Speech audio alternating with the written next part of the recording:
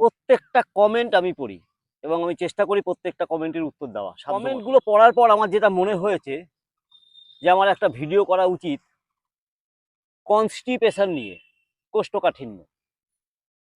দেখুন, কোষ্ঠকাঠিন্য নিয়ে একটা ভিডিওতে যদি আমি বলি, ভিডিওটা 1 ঘন্টার হয়ে যাবে। তাই আমি এইটাকে একটা সিরিজ হিসেবে আমি তৈরি করছি। আজকে তার প্রথমে আমি বলবো কনস্টিপেশন কি। কনস্টিপেশন জিনিসটা কি সেটার ধারণায় 90% মানুষের নেই। প্রথম থেকে শুরু করছি। অ্যাসোফেগাসের মাধ্যমে খাবারটা আমাদের গলার মাধ্যমে পেটে গেল, প্রথমে স্টমাকে যায়। স্টমাকের মধ্যে হাইড্রোক্লোরিক অ্যাসিড থাকে এবং বিভিন্ন ডাইজেস্টিভ অর্গানগুলো, লিভার, প্যানক্রিয়াস, এগুলো কি করে, এনজাইম প্রডিউস করে এবং ওই খাবারটাকে তৈরি করে স্টমাকে। খাবার যখন হাফ ডান হয়ে গেল, হাফ ডাইজেস্টেড হয়ে গেল, তখন ওরা পাস করে ইন্টেস্টাইনে। ইন্টেস্টাইন কি করে? ইন্টেস্টাইন দু রকম, লার্জ ইন্টেস্টাইন, স্মল ইন্টেস্টাইন, বৃহদান্ত, ক্ষুদ্রান্ত। স্মল ইন্টেস্টাইনের কাজ হচ্ছে ওই খাবার থেকে যাবতীয় নিউট্রিয়েন্টস, পুষ্টি, যেটা আমাদের শরীরে আমরা বেঁচে থাকি খাবার খেয়ে, পুষ্টিটাকে শোষণ করা।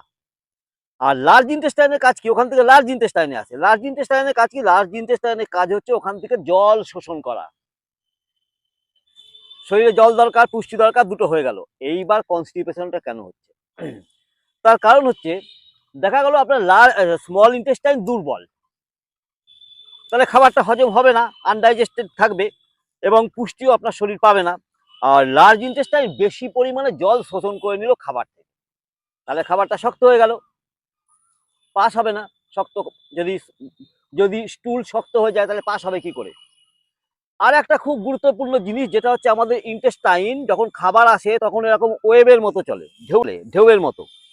ওই চলনটা যদি ঠিক মতো না হয়, যদি এরকম গেল দিয়ে আটকে গেল, আবার কিছুক্ষণ পরে এরকম এলো আটকে গেল, আবার কিছুক্ষণ পরে এরকম গেল আটকে গেল, তাহলে কি হবে? তাহলে স্টুল পাস হবে না, মুভমেন্ট হবে না, পেটের মধ্যে জমে থাকবে।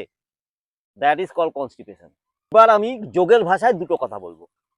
যোগশাস্ত্র কি বলছে? যোগশাস্ত্র বলছে আমাদের ডাইজেস্টিভ ফায়ার, মণিপুরা চক্র, পেট ডাইজেস্টিভ ফায়ার যদি ঠিকমতো শরীর প্রডিউস না করে তাহলে আমাদের কনস্টিপেশন হবেই হবে, খাবার হজম হবে না। আর আপান বায়ু যদি ঠিকমতো শরীর প্রডিউস না করতে পারে, যদি গন্ডগোল থাকে, তাহলে কনস্টিপেশন হবে। তার জন্য আমি সবসময় বলি, আপান বায়ু মুদ্রাতে আপনি হাতটা রাখুন, গ্যাস, অম্বল, অ্যাসিডিটি থেকে রক্ষা পাবেন। এবার আমি আসবো, আপনি কি করবেন? ঘুম থেকে উঠবেন সকালবেলায়, 1 গ্লাস জল খাবেন, খেয়ে যদি বজ্রাসনে বসতে না পারেন প্রবলেম নেই, মলা আসনে বসুন। মলা আসনে বসতে হবে না, এমনি বসুন, চেয়ারে বসুন, জলটা খেয়ে ইন্টেস্টাইনটাকে ম্যাসাজ করুন। প্রথমে বাদিক থেকে ডান দিক, ডান দিক থেকে বাদিক, সার্ভ 5 মিনিটস, 5 মিনিট ধরে।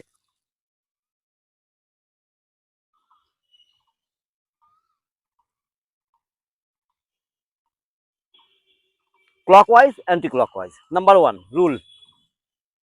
2 নম্বর, যখনই খাবেন লাঞ্চ এবং ডিনারের পরে, ব্রেকফাস্টে পরে না, লাঞ্চ এবং ডিনারের পরে বজ্রাসনে বসবেন। এই যে বজ্রাসন, বজ্রাসনে বসে রাইট নস্ট্রিল ব্রিদিং করবেন, সূর্যভেদী প্রাণায়াম। ডান দিক থেকে নিঃশ্বাস নেবেন, বাঁ দিক থেকে ছাড়বেন, দ্যাটস ইট। দেখুন,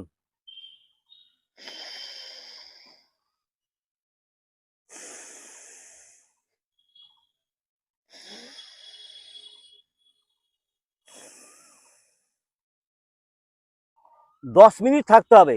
1 মিনিট থেকে শুরু করুন, বজ্রাসনে বসবেন, ডান দিক থেকে নিঃশ্বাস নেবেন, বাঁ দিক থেকে ছাড়বেন। কি হবে এতে? এতে অগ্নি উৎপন্ন হবে শরীরে, ডাইজেস্টিভ ফায়ার, যার কথা 2 নম্বর গেল এটা।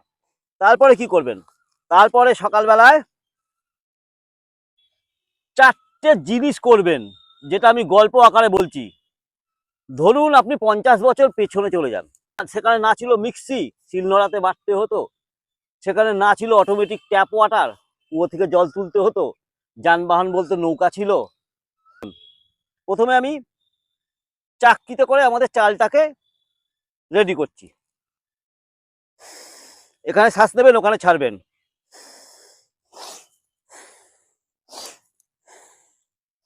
পা টান টান।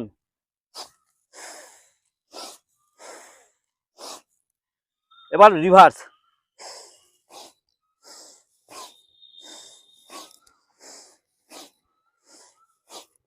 ধান বা গম থেকে চাকতি থেকে বেরিয়ে গেল। তারপরে কি করবেন? তারপরে আবার রান্না করার জন্য কি লাগে? জল লাগে, জল আনতে যান। কি করবেন? জল কুয়ো থেকে জল তুলুন, ওপরে শ্বাস নেবেন, নিচে ছাড়বেন।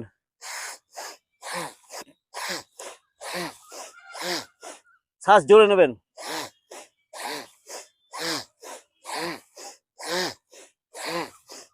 এবার কি করবেন? এবার মশলা বাঁধবেন, মশলা আনতে যান নৌকায় করে। ওপরে শ্বাস, নিচে ছাড়বেন, উপরে নেবেন, নিচে ছাড়বেন।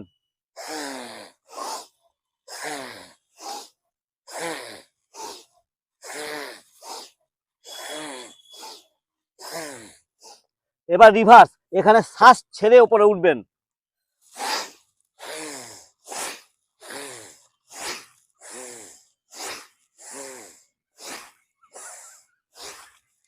বাড়িতে মশলা চলে এলো, জল চলে এলো, চাল চলে এলো, এবার মশলার বাটুন।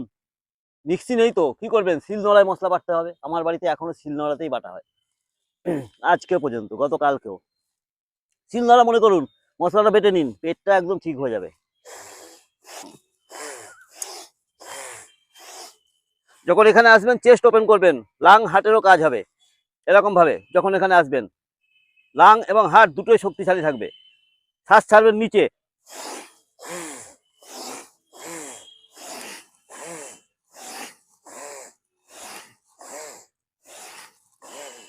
এইটুকু করুন। আর আজকে এই পর্যন্ত, পরের ভিডিওর জন্য অপেক্ষা করুন। আপনারা সুস্থ থাকুন, ভালো থাকুন, সর্বদা এটাই আমার কাম্য। আর কোনো কিচ্ছু আমি চাই না। আপনাদের জন্য মহাদেবের কাছে অনেক প্রার্থনা। ওম নমঃ শিবায়। ॐ नमः शिवाय।